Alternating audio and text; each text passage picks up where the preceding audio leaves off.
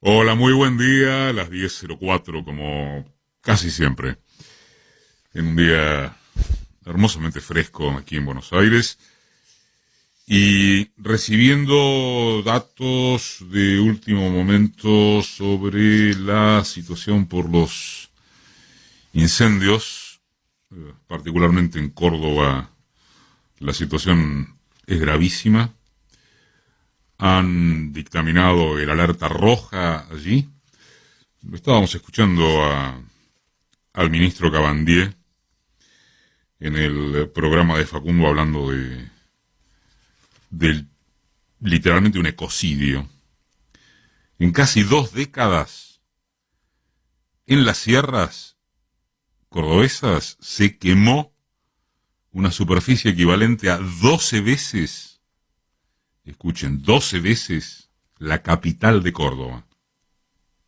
Después vamos a ampliar a partir de datos que, como les digo, estamos recibiendo de último momento en torno de las causas de esto, a las que Cabandier también se refería. Perdón la sonrisa, pero es como que es lo que faltaba, ¿no? Le sale decir a uno. Porque, y ahí vamos, la ofensiva devaluatoria, el apriete de la Corte Suprema, la angustia pandémica extendida, las cifras lamentablemente muy obvias de una pobreza con números escalofriantes en la Argentina, para regodeo opositor, y la sensación de que se anda relativamente a los manotazos con medidas económicas de sabor a insuficientes, no incorrectas, sino insuficientes, conforman, cree uno, y creen varios, la situación más dramática que haya atravesado el gobierno desde que asumió. Y frente a eso hay al menos dos probabilidades. Nadie dice que no haya otras.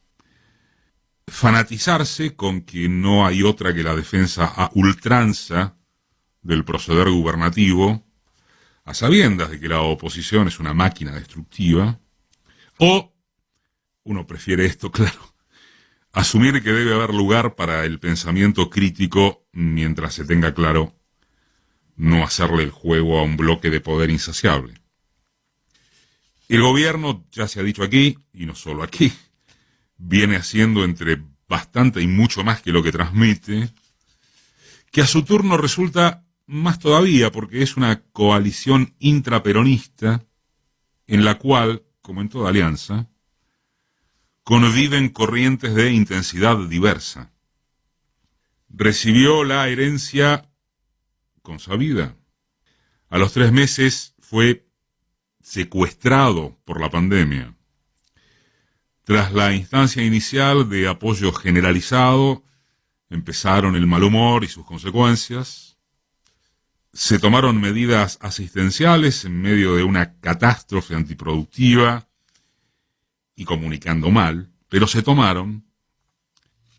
Se arregló con los bonistas privados contra todos los pronósticos y ahora se avanzó con otro paquete de disposiciones financieras, más ayuda y estímulo en lo productivo y alguna táctica inteligente que es dividir a la mesa de enlace agropecuaria, asentarse en las propuestas con el Consejo Agroindustrial, del que la rural, por ejemplo, quedó expresamente afuera. Pero parecería no haber caso porque la extorsión ya casi eterna en el mercado cambiario limita a todo índice de confianza que pudiera ganarse. El ataque clarísimo de los sectores más concentrados del poder en sus términos económico, mediático, judiciales, que son estructuralmente la misma cosa, da lugar a una discusión que acaba por ser abstracta en torno de si solo quieren voltear al gobierno o imponerle sus condiciones de máxima. Pregunta, ¿cuál sería la diferencia? Es decir, ¿qué distanciaría a un oficialismo a resguardo formal de las tremendas presiones del establishment de otro que sucumbiera a ellas.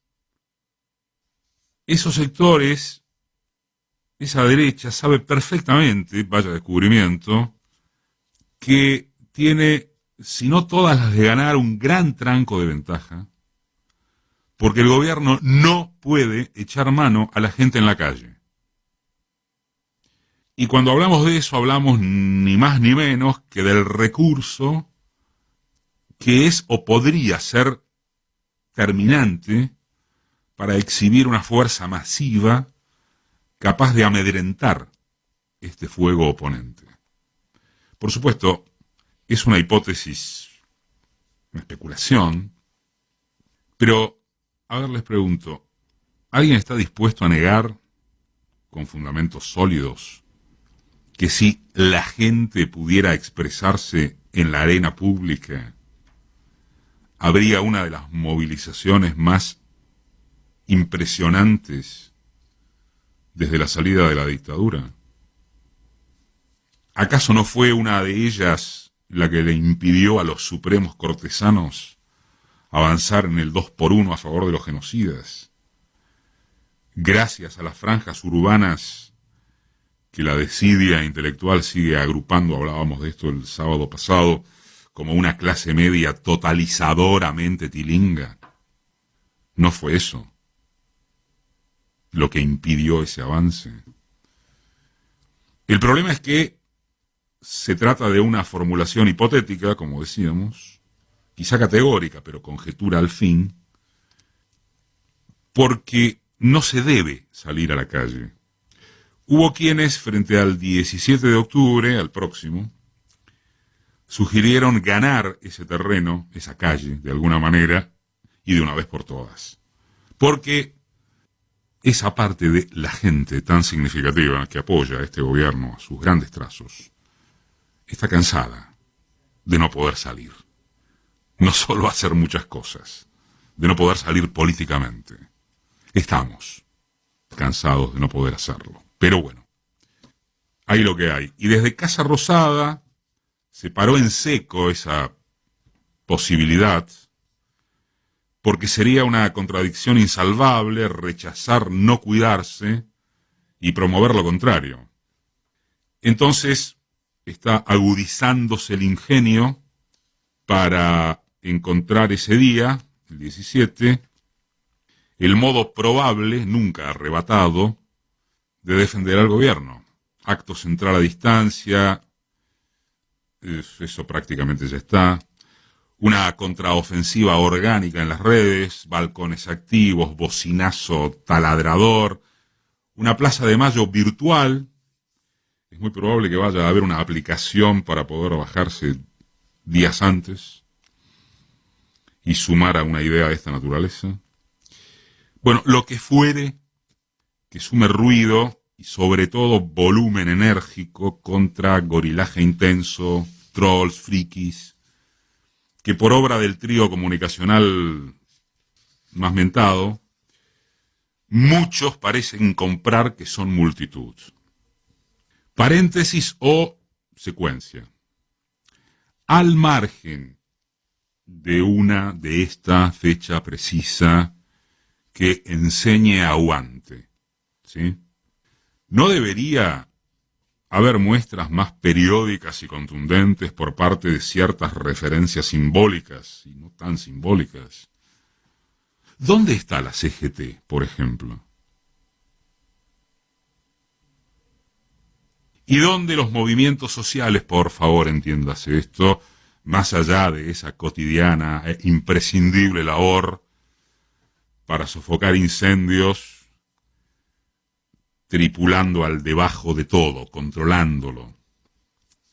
Y donde incluso una acción más decidida del amplio sector, llamémosle cultural, que apoya a este proyecto, que apoya a este gobierno para que no haya constituido, para que no se constituya solamente en haberse sacado a Macri de encima. Les reproduzco en modo resumen un posteo que me pareció muy interesante, desafiante, de ese pensador al que varias veces hemos recurrido y que es Jorge Alemán, que advierte que las derechas empujan y atropellan todos los límites democráticos. Y lo hacen para obligar que gobiernos progresistas o populares deban existir en forma defensiva. Provocan que tomen medidas contundentes. La terrible paradoja es que las derechas esperan que tales medidas se lleven a cabo para confirmar que esos gobiernos son dictaduras totalitarias. Y las izquierdas que apoyan críticamente a esos gobiernos tienen el hábito de pensar que solo se avanza en línea recta. Sin embargo, deberían admitir esas izquierdas, algunas, no todas, las nuevas paradojas de la situación pandémica. El enemigo espera esta vez la radicalización para ahogar los proyectos democráticos. No le importa si los gobiernos son moderados o inmoderados. El problema es que existan. La dominación mundial ya no soporta ni un mínimo de soberanía. Difícil situación, porque a veces fingir que se está quieto puede, tal vez, ser la única forma de resistencia posible. Para ser completamente sinceros, el adverbio va porque, ya saben, en esta profesión no es la única. Uno nunca termina de revelar todo lo que lo inquieta, ni toda la información de que dispone, ni todas sus dudas.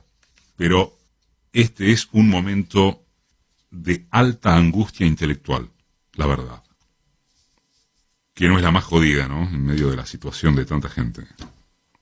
Pero bueno, uno se para desde cómo se resolvería en lo operativo el cuello de botella de un gobierno con gente bien intencionada, decente, con una buena cantidad de cuadros, tan dispuesta como constreñida por temores y apretadas, apenas ose intentar mejorarle la vida a la mayoría de la sociedad tocando intereses básicos. Esta gente no son Macri ni los suyos. Son otra cosa, claro está, pero resulta que el poder aristocrático corporativo de la Corte Suprema les marca la cancha.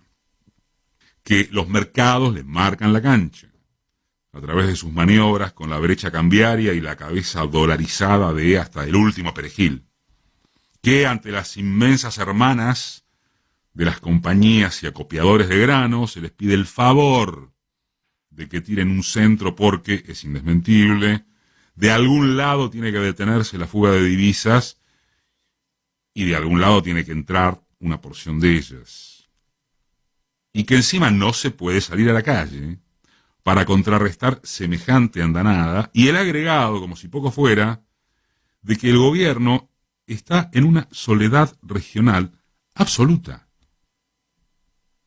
Está solo de toda soledad. No tiene con quién apoyarse. Algunos alquimistas fantasean acuerdos con China, como si los chinos significaran algo más que un emergente indetenible que atiende ante todo sus intereses de potencia comercial y estratégica, no de rumbo ideológico. Para no perderse en este tipo de elucubraciones, lo mejor sería interpretar que el piso, para variar, es no confundirse de enemigo. No semeja que eso vaya a ocurrir. El clima asfixiante que venden los medios y su eco en las redes probablemente logra que se enmarañe representatividad con rating.